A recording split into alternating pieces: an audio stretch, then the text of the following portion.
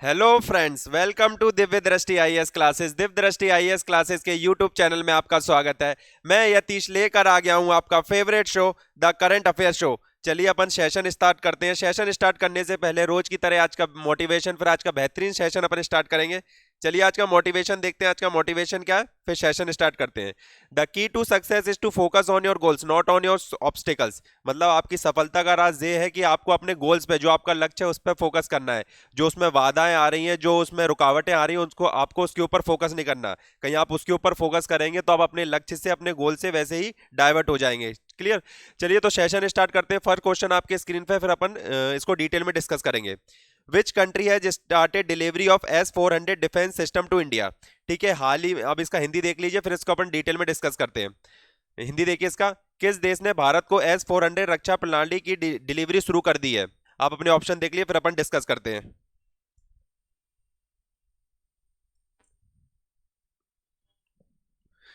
चलिए देखिए, France, Russia, Australia या यूए। चलिए इसका करेक्ट आंसर देखिए। इसका करेक्ट आंसर है रशिया। ठीक है, आप जानते होंगे कि इंडिया और रशिया के काफी अच्छे डिफेंस टाइज रहते हैं। तो जो अपना ये डिफेंस है, इसको और स्ट्रॉन्ग करने के लिए वर्ल्ड का वन ऑफ द बेस्ट जो डिफेंस सिस्टम है वो अपन रशिया से ले रहे हैं। ठीक है, तो रशिया का जो डिफेंस सिस्टम है S-400, उसको अभी हाल ही में इंडिया को उसने सौंपना शुरू कर दिया है। ठीक है, तो ये अब इंडिया जो है इसको कहाँ पे, पाकिस्तान बॉर्डर के पास में लगा रहा है। ये देखिए, ये देखिए, Russia S-400 air defence system begin arriving in India. US threat of काटसा sanction looms. ठीक है, जो आप जानते होंगे, जो अमेरिका ने क्या, अमेरिका और रशिया एक दूसरे के दोनों काउंटर रहते हैं। ये दोनों एक दूसरे को अपने एनिमी मांगते हैं, दुश्मन मांगते हैं। तो इंडिया ने क्या इसके साथ, रशिया के साथ टाई अप कर लिया कि वो S-400 डिफेंस सिस्टम लेगा। तो इसको किसको बुरा लग गया, ये अमेरिका को बुरा लग गया, और अमेरिका ने बोला कहीं ऐसा कुछ होता है तो हम काटसा एक्ट, काटसा क्या है, counter American adversary through sanction act. ठीक है, अमेरिका में एक कानून चलता है, उसमें ये बोला जाता है कि जो भी अमेरिका के दुश्मन देशों के साथ कोई भी संबंध रखेगा, अमेरिका उसके ऊपर सैंक्शन, उसके ऊपर प्रतिबंध लगा देगा। तो उसको मद्देनजर रखते हुए, उसको दरकिनार करते हुए, इंडिया ने तब भी अपने, जो रशिया उसका फ्रेंड है, ठीक है, तो उसके साथ टाई अप किया, और इन $5.2 बिलियन की जो कॉन्ट्रैक्ट डील थी, जिसमें S-400 मिसाइल सिस्टम मिलने थे, 2018 में साइन हो गई थी ये डील। तो उसके अंदर जो इंडिया को डिफेंस सिस्टम है वो मिलना शुरू हो गए हैं, और ये सबसे वर्ल्ड का one of the best defence system है। और ये जो इंडिया और पाकिस्तान का बॉर्डर वहां पे लगाया जा रहा है। ठीक है, तो इससे पाकिस्तान को बहुत ज्यादा डिटरेंस फील होगी कि इंडिया के पास इतना अच्छा डिफेंस सिस्टम आ गया है। क्लियर। चलिए नेक्स्ट क्वेश्चन देखिए। हिंदी इंग्लिश में देखिए, फिर इसका हिंदी ट्रांसलेशन मिलेगा आपको। Which state has announce Kaiser e Hind to be state butterfly. ठीक है, हाल ही में किस राज्य सरकार ने जो केसर ए हिंद एक वो है, तितली है, उसको अपना राष्ट्रीय तितली घोषित किया है। ठीक है, आप हिंदी में देखिए, फिर अपन डिस्कस करते हैं। किस राज्य ने केसर ए हिंद को राजकीय तितली घोषित किया है। ए नागालैंड ने, बी मणिपुर ने, सी अरुणाचल प्रदेश ने, या डी वेस्ट बंगाल ने। ठीक है, तो इनमें से कौन है जो राजकीय तितली केसर ए हिंद। अब केसर ए हिंद कौन सी तितली है, कैसी, अपन पूरा डिटेल में इसको डिस्कस करेंगे। चलिए इसका करेक्ट आंसर देखिए। करेक्ट आंसर क्या है, इसका करेक्ट आंसर है अरुणाचल प्रदेश। ठीक है, हाल ही में अरुणाचल प्रदेश ने जो केसर ए हिंद तितली है उसको अपना राजकीय तितली घोषित की है। ये देखिए, ये देखिए, केसर हिंद इज अरुणाचल प्रदेश बटरफ्लाई। ठीक है, अब ये इसकी स्टेट बटरफ्लाई बन गया। इसको केसर हिंद क्यों बोला गया, जो इसके जो पंख हैं, इसके जो विंग्स है, वो बिल्कुल ऐसे लगता है जैसे कि कोई इंडिया फ्लैग हो। ठीक है, जो इसलिए केसर हिंद इसका नाम दिया गया। जो केसरी और जो हिंदुस्तानी हरा और ऑरेंज जो सैफरॉन रंग है, उसका मिक्सचर है इसके विंग्स में, इसलिए इसको केसर हिंद कहा जाता है। चलिए नेक्स्ट क्वेश्चन देखिए, इंपॉर्टेंट क्वेश्चन है स्पेस से related. Recently Parker solar probe is in the news, it is launch by which agency. हाल ही में क्या एक पार्कर सोलर मिशन है, तो किस स्पेस एजेंसी का या किस अंतरिक्ष संगठन का वो मिशन है। ठीक है, तो अपन को ये देखना है। हिंदी में देखिए, फिर अपन इसको डिटेल में डिस्कस करेंगे। हाल ही में पार्कर सोलर प्रोब खबरों में है, इसे किस एजेंसी द्वारा लॉन्च किया गया है। ए नासा के द्वारा, बी इसरो के द्वारा, सी सीएनएस के द्वारा, या डी रोसकॉस्मोस के द्वारा। ठीक है, जो आप जानते होंगे कि आजकल स्पेस टेक्नोलॉजी बहुत आगे चल रही है, हर देश अपने नए नए एक्सप्लोरेशन स्पेस में भेजता ही रहता है। तो उसी के चलते हुए पार्कर सोलर मिशन जो अभी लॉन्च किया गया है, तो ये किसने लॉन्च किया आपको ये बताना है। तो आप जानते हैं कि जो अमेरिका की स्पेस एजेंसी है, जिसका नाम नासा है, नेशनल एस्ट्रोनॉमिकल स्पेस एजेंसी, तो उसी ने क्या इसको लॉन्च किया है। क्लियर। तो ये का आप जानते हैं कि सोलर प्रोब क्या होता है? सोलर प्रोब वो होते हैं जो स्पेस में जाके किसको, सन को एक्सप्लोर करेंगे, ठीक है। तो ये दुनिया अभी तक का सबसे तेज, जो अभी तक दुनिया में कभी ऐसा नहीं हुआ इतनी तेज इस पूरी स्पीड इसकी बहुत ज्यादा तेज है। कितनी स्पीड आप देखेंगे तो हैरान हो जाएंगे। देखिए इसकी speed, Parker solar probe to be become the fastest human made space craft flying at कितनी स्पीड है? देखिए 5,86,800 किलोमीटर, मतलब 1 घंटे में कितना किलोमीटर जाता है ये? 5,86,800 किलोमीटर। इतनी स्पीड से ये किसके पास जाएगा? सन के पास जाएगा। और इतनी स्पीड से जब सन के पास जाएगा तो सन के पास जो वेव्स निकलती हैं, आप जानते हैं कि सन से रेज निकलती हैं, वेव्स निकलती हैं, तो उसको भी क्या ये टॉलरेट कर जाएगा। इसकी बॉडी जो बनाई गई है इतनी अच्छी तरीके से इंजीनियर डिजाइन की गई है कि इसको उसको हीट का भी कोई फर्क नहीं पड़ेगा। इससे पता चलेगा कि जो सन है इसका ओरिजिन क्या है, कि सन की जो उत्पत्ति है, सूरज की उत्पत्ति कैसे हुई है, ठीक है। तो ये पूरा आपको हेल्प करेगा, ठीक है, जो स्पेस में एक्सप्लोरेशन में काफी ज्यादा हेल्प करने वाला है ये। नेक्स्ट क्वेश्चन देखिए, नेक्स्ट क्वेश्चन स्क्रीन पे आपके, which which app has been launched by the Union Law and Justice Minister Kiran Rijiju to give legal advice to the people। ठीक है, जो अपने कानून मंत्री हैं आप जानते होंगे किरण रिजिजू, उनके द्वारा अभी हाल ही में एक ऐप लॉन्च किया गया है, ठीक है, कानून की मदद, लोगों की मदद करने के लिए, कानून सलाह के लिए। तो वो उस ऐप का नाम क्या है? हिंदी में देखिए, केंद्र कानून और न्याय मंत्री किरण रिजिजू ने लोगों को कानूनी सलाह देने के लिए किस ऐप को लॉन्च किया है? एक ए ऑप्शन है आपका कानून, बी जस्टिस, सी है सोशल जस्टिस, या डी है टेली लॉ ऐप। ठीक है, तो इसका करेक्ट आंसर देखते हैं। करेक्ट आंसर है इसका टेली लॉ ऐप। ठीक है, हाल ही में जो अपने यूनियन लॉ मिनिस्टर हैं किरण रिजिजू, उनके द्वारा टेली लॉ ऐप लॉन्च किया गया है। इससे क्या है, आप जानते हैं कि आजकल हर कुछ डिजिटल हो रहा है और इंडिया भी क्या डिजिटल टेक्नोलॉजी की तरफ मूव करता जा रहा है। तो उसी को मद्देनजर रखते हुए जल्दी से जस्टिस मिल सके, जल्दी से लोगों को न्याय मिल सके, जो जस्टिस डिले होता है, ठीक है, जो कहावत है कि justice delay is justice deny, तो उस तरह वो ना हो, लोगों को अपना समय पे न्याय मिलता जाए, तो वो अब क्या कर सकते हैं, एक ऐप के थ्रू भी अपनी कंप्लेंट रजिस्टर करा सकते हैं। क्लियर?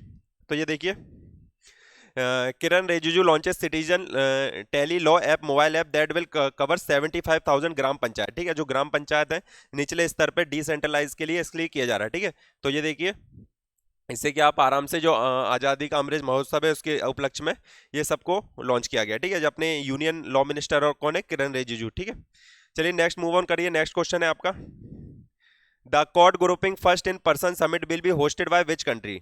ठीक है, तो आप जानते हैं कि कुछ भी चीज़ पहली बार होती है तो एग्जाम के लिए काफ़ी ज़्यादा इंपॉर्टेंट होती है। तो ये पहली बार क्या हो रही है, मीटिंग हो रही है कि ग्रुपिंग की, क्वाड ग्रुपिंग की। आप जानते होंगे क्वाड ग्रुपिंग तो काफ़ी न्यूज़ में रहता है। तो उसकी पहली बार क्या हो रही है, सब लोग जितने भी उसके अध्यक्ष हैं सब लोग एक जगह बैठ के मीटिंग करेंगे और फ्यूचर में क्या पॉलिसी होनी चाहिए, क्या स्ट्रेटेजी होनी चाहिए, उस पर डिस्कशन होगा। ठीक है, तो ये कहाँ पे होने वाली है, आप हिंदी देखिए फिर अपन डिस्कस करते हैं। Quad grouping first in person meeting की मेजबानी किस देश द्वारा 2022 में की जाएगी? ए सऊदी अरेबिया के द्वारा, बी केन्या के द्वारा, सी जापान के द्वारा, या डी ब्रिटेन के द्वारा। ठीक है, तो इसका करेक्ट आंसर देखिए, इसका करेक्ट आंसर होगा सी। ठीक है, तो जो चार देश हैं अपने क्वाड में, क्वाड का मतलब होता है चार। ठीक है, तो क्वाड अपने जापान, ऑस्ट्रेलिया, इंडिया और ब्रिटेन। ठीक है, तो ये चार क्या है, इसके सारे सदस्य हैं। ठीक है, तो ये देखिए, ये चार इसके सदस्य हैं। ठीक है, ये देखिए, ये what is expected from the first in person quad summit. ठीक है, क्वाड समिट होने वाली है। ठीक है, इसके ऑस्ट्रेलिया, इंडिया, जापान, यूएसए। ठीक है, इसके चार मेंबर होते हैं। कौन कौन से? एक तो आपका याद रखना, एक ऑस्ट्रेलिया, आपका क्वाड ग्रुप में चार मेंबर है, ऑस्ट्रेलिया आपका, दूसरा जापान, तीसरा इंडिया, एंड फोर्थ है आपका Australia, India, Japan, US.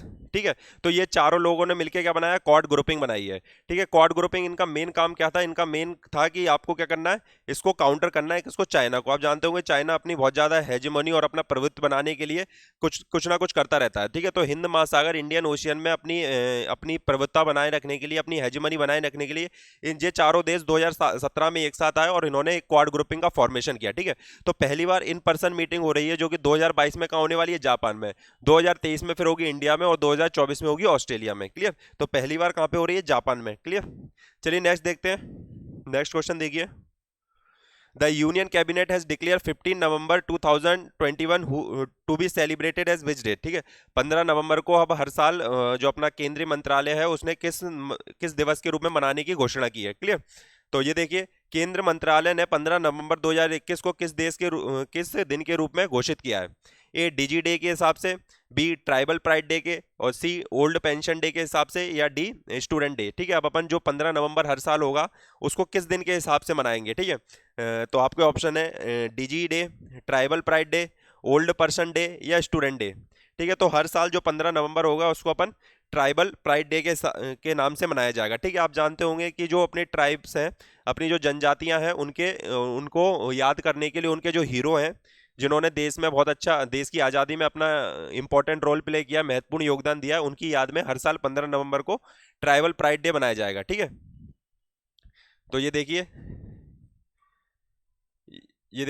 Remembering Birsa Munda on जयंती गौरव दिवस। ठीक है, हर साल 15 नवंबर को अब मनाया जाएगा। ये देखिए, 15 November declare as the Jayanti of Gaurav Divas. ठीक है, तो ट्राइबल प्राइड डे या जनजातीय गौरव दिवस के नाम पे मनाया जाएगा। ठीक है, आप जानते होंगे कि जो अभी हाल ही में क्या थे, जो प्रधानमंत्री अपने honourable prime minister of India थे, ये भोपाल की विजिट पे थे। ठीक है, इन्होंने वहीं पे 15 नवंबर को अपना जो बिरसा मुंडा जी है, इन्हीं के उपलक्ष्य में अपना ट्राइबल प्राइड डे या जनजातीय गौरव दिवस मनाया। और साथ ही में जो हबीबगंज रेलवे स्टेशन है, उसका जो नया नाम परिवर्तित किया है, उसका जिसे रानी दुर्गावती नाम से जानने लगे हैं, सॉरी रानी कमलापति नाम से जानने लगे हैं, उसका नाम चेंज किया गया और काफ़ी ज़्यादा इवेंट्स थे, उनका इनॉग्रेशन किया है। क्लियर। तो बिरसा मुंडा, आप जानते होंगे कि बिरसा मुंडा एक गौंड ट्राइब थे। इन्होंने जो अपनी भारत की आज़ादी की लड़ाई हो रही थी, जब इंडिपेंडेंस वॉर चल रहा था, इन्हें काफ़ी ज़्यादा अपना योगदान दिया था। क्लियर। तो नेक्स्ट क्वेश्चन देखिए, who has been elected for the 5-year term to the International Law Commission on the United nation. ठीक है, इन यूनाइटेड नेशन का जो कानून आयोग है, उसका भी हाल ही में एक भारतीय को अध्यक्ष बनाया गया। तो किसको बनाया गया, आपको ये बताना है। हिंदी में देखिए, फिर अपन डिस्कस करते हैं। संयुक्त राष्ट्र के अंतर्राष्ट्रीय कानूनी आयोग के लिए 5 साल के कार्यकाल के लिए किसे चुना गया है। ए विमल पटेल को चुना है, बी उपेंद्र रावत को चुना है, सी उर्जित पटेल को चुना है, या डी ईशान मिश्रा को चुना है। ठीक है, इनमें से कौन है। आप जानते हैं कि संयुक्त राष्ट्र संघ है जो यूएन है, अपने इसकी जितनी भी बॉडी होती है, इसमें कोई भी अध्यक्ष भारतीय चुना जाता है, तो आपके एग्जाम पॉइंट ऑफ व्यू काफी इंपॉर्टेंट रहता है। तो इसी के मद्देनजर एक भारतीय को अब जो इसका कानून आयोग है, उसका अध्यक्ष चुना गया 5 साल के लिए। ठीक है, तो किसे चुना गया, जो बिमल पटेल है, इनको हाल ही में अभी ये चुन लिया गया है। क्लियर। तो आपके वनडे एग्जाम में पूछा जा सकता है, किसी भी वनडे एग्जाम में, कि किसको चुना गया, तो बिमल पटेल जी को चुना गया। ये देखिए, professor Bimal Patel elected to the UN international law commission for a term of 5 year. ठीक है, 5 ईयर टर्म्स के लिए इनको चुना गया है। ठीक है, इन्होंने अपनी पहली स्पीच में बोला है कि अफ्रीका एशिया की जो वॉइस को दबाया जा रहा है, कानूनी उनको न्याय नहीं मिल रहा, उसको न्याय अच्छे से दिलवाया जाएगा। क्लियर। नेक्स्ट क्वेश्चन देखिए, in which state India's first compost museum has been open. ठीक है, तो भारत का पहला जो कंपोस्ट म्यूजियम है, ये कहाँ पे इनॉग्रेट हुआ है, आपको ये बताना है। चलिए, इसका हिंदी देखिए, फिर अपन इसको डिस्कस करते हैं। हिंदी देखिए इसका, भारत का पहला खाद्य संग्रहालय किस राज्य में खुला है। ठीक है, पहला है, कोई भी चीज पहली बार होती है, सबसे बड़ी होती है, छोटी होती है, या लास्ट बार होती है, तो इंपॉर्टेंट होता है। इसलिए देखिए, पहला बार कहीं पे खाद्य संग्रहालय खुला हुआ है भारत का, तो आपको बताना है कहाँ पे खुला हुआ है। तो ए हरियाणा में खुला है, बी गुजरात में, सी आंध्र प्रदेश में, या डी तमिलनाडु में। ठीक है, तो खाद्य, आप जानते होंगे कि खाद्य जो अपने फूड की प्रोडक्टिविटी होती है, जो लैंड की प्रोडक्टिविटी होती है, इसके लिए काफ़ी ज़्यादा इंपॉर्टेंट होती है। तो उसी के संरक्षण के लिए और बताया जाएगा किसानों की कि नई नई प्रकार की कौन सी फर्टिलाइजर्स हैं जो इस्तेमाल की जाती है। तो उसके लिए पहली बार भारत का जो खाद्य संग्रहालय है, वो तमिलनाडु में बनाया जा रहा है। क्लियर। तो इसका करेक्ट आंसर देखिए, इसका करेक्ट आंसर है तमिलनाडु। चलिए, ये देखिए, ये पूरा जो आप देखते हैं, ये ऐसे म्यूजियम रहेंगे जिसमें कि आपको ये बताया जाएगा कि कौन सी खाद आपके, जो आप किस टाइप की फसल कर रहे हैं, उसमें आपकी कौन सी खाद आपके लिए इंपॉर्टेंट रहेगी। तो पहली बार हुआ है, तो कहाँ पे हुआ है, ये आपके तमिलनाडु में। क्लियर। चलिए, नेक्स्ट मूव ऑन करते हैं, नेक्स्ट क्वेश्चन देखते हैं। On 16 November 2021 UNESCO celebrated which of its founding day. ठीक है, आप जानते होंगे यूनेस्को है जो अपने united nation economic social and cultural organisation है, इसने अभी हाल ही में अपना स्थापना दिवस मनाया है। तो कौन सा स्थापना दिवस इसने अपना अभी सेलिब्रेट किया है, आपको ये बताना है। हिंदी में देखिए, 16 नवंबर 2021 को यूनेस्को ने अपना कौन सा स्थापना दिवस मनाया है। ए 70वां बनाया, बी 60वां बनाया, सी 75वां बनाया, या डी 50वां बनाया है। ठीक है, तो यूनेस्को आप जानते हैं कि यूनाइटेड नेशन, ये भी एक संयुक्त राष्ट्र संघ की एक संस्था है। तो उसने अभी हाल ही में 16 नवंबर को अपना स्थापना दिवस मनाया। तो आपको बताना है कि कौन सा स्थापना दिवस इसने मनाया है। ठीक है, तो इसका करेक्ट आंसर है 75वां। ठीक है, हाल ही में जो UNESCO united nation economic social and cultural organisation है, उसने अपना 75वां स्थापना दिवस मनाया है। ठीक है, तो जो 75वां, आप जानते हो किसी भी के भी 25 साल होते हैं, 50 साल होते हैं, 75 साल होते हैं। जैसे अभी अपन आज़ादी का अपना अमृत महोत्सव बना रहे हैं, वो कितने, आज़ादी के 75 साल। ठीक है, तो इसी तरीके से यूनेस्को का ये 75वां साल हो गया है, तो इसलिए ये आपके लिए इंपॉर्टेंट हो जाता है। ये देखिए, यूनेस्को सेलिब्रेट से 75th एनिवर्सरी। ठीक है, हाल ही में इसने अपनी 75वीं एनिवर्सरी सेलिब्रेट की है। तो इसका हेडक्वार्टर आप जानते हैं कहाँ पे, पेरिस फ्रांस में। जो यूनेस्को है, इसका हेडक्वार्टर कहाँ, पेरिस फ्रांस में। ठीक है, इसके अभी डायरेक्टर जनरल कौन है, ऑड्रे अजोलो, ठीक है, ऑड्रे अजोलो इसके अभी प्रेसिडेंट है, क्लियर। तो ये काफ़ी ज़्यादा वो काम करती है, इंडिया इसका one of the founding member है, मतलब ये जब ये बना था तब इंडिया ने भी इसमें पार्टिसिपेट किया था, क्लियर। नेक्स्ट क्वेश्चन देखिए, When did India celebrated its first audit day? देखिए इसमें फिर से क्या लिखा है, फर्स्ट। पहली बार कुछ चीज होती है तो इंपॉर्टेंट रहती है आपके लिए। तो जितने भी ये क्वेश्चन रहते हैं आपके एग्जाम तो डायरेक्टली वहीं से लिए जाते हैं जहां से आपके एग्जाम पेपर में आपको ये डायरेक्टली ऐसे कैसे रिफ्लेक्ट दिखेंगे, ठीक है। तो हिंदी में देखिए, फिर अपन डिस्कस करते हैं। भारत ने अपना पहला ऑडिट दिवस कब मनाया? ए 10 नवंबर को, बी 16 नवंबर को, सी 11 नवंबर को, या डी 15 नवंबर को? ठीक है, भारत में पहली बार हुआ है। आप जानते होंगे जो ऑडिट होता है, अपनी एक बॉडी है कैग, ठीक है, आप जानते होंगे कि कैग करके एक बॉडी है, controller and auditor general of India, जिसे अपन नियंत्रण एवं महालेखाकार परीक्षक कहते हैं, ठीक है। भारत संविधान में एक संवैधानिक संस्थान है एक, तो उसी को याद में रखते हुए अपने क्या, भारत सरकार ने इसको मान्यता देते हुए, इसकी और ज़्यादा इसका इंपॉर्टेंस समझते हुए, महत्व समझते हुए अब कहा है कि हम एक ऑडिट दिवस मनाएंगे। तो किस दिन मनाया जाएगा? हर साल 16 नवंबर को क्या मनाया जाएगा? ऑडिट दिवस मनाया जाएगा, ठीक है। तो आप जानते होंगे कि जितना भी खर्चा होता है भारत के, आप जानते होंगे 3 टाइप की निधि होती है, संचित निधि, आकस्मिक निधि, और आपका जो लोक खाता पब्लिक अकाउंट होता है, उसमें से पैसा ये कैग वगैरह इसमें पूरा ऑडिट करता है, इसका देखरेख करता है, ठीक है। तो उसी की याद में, उसी को इंपॉर्टेंस देने के लिए अब हर साल 16 नवंबर को क्या बनाया जाएगा आपका, इसका ऑडिट दिवस बनाइए। ये देखिए, CAG getting due respect recognise after declare of the PM Modi on first audit day, ठीक है। पहली बार ऑडिट डे बनाया जा रहा है। तो अभी आप जानते होंगे अपने जो जीसी मुर्मू है, अभी वो प्रेजेंट में अपने कैग की पोस्ट होल्ड करे हुए हैं, clear.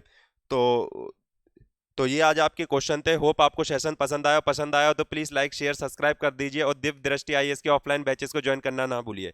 Thank you very much for joining the session.